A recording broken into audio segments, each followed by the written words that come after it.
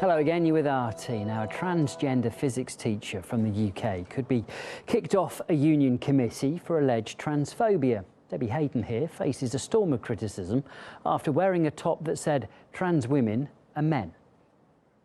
Like many women's groups, Debbie is worried that self-declaration would make it too easy for men with malicious intent to change their gender to get access to women's changing rooms, prisons, refuges. Women especially do have reasonable cause for concern, and if cases do come to light, then we are the ones that will suffer. Fucked up how Hayton respects her own gender less than the rest of us respect her gender, a pathetically confused person. The sooner your idiocy and discriminatory behaviour is closed down and you're continued to be non-platformed, the better. What a clown. How dare you wear the trans flag on your profile and say such transphobic things? Get educated.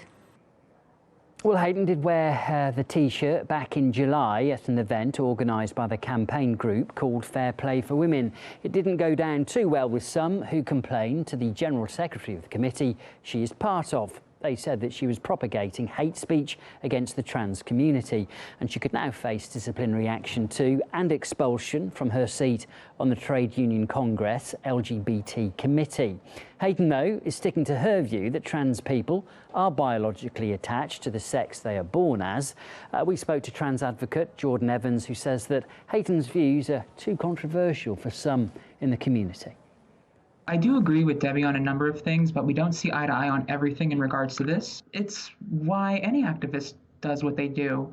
It's to send a message. And in Debbie's case, she wanted to send a message that trans women do often tend to have XY chromosomes, myself included. And it is a message that tends to be very controversial in trans circles. This is actually, in my opinion, a greater issue with cancel culture as a whole.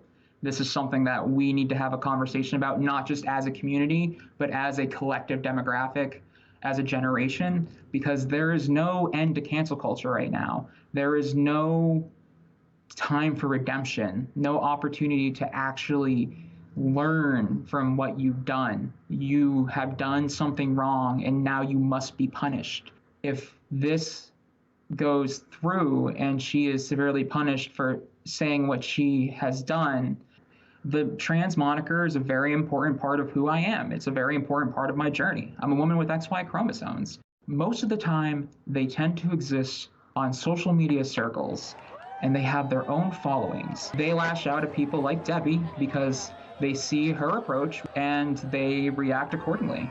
They don't resemble queer people you necessarily see on social media, but there are definitely people who exist solely to keep us down.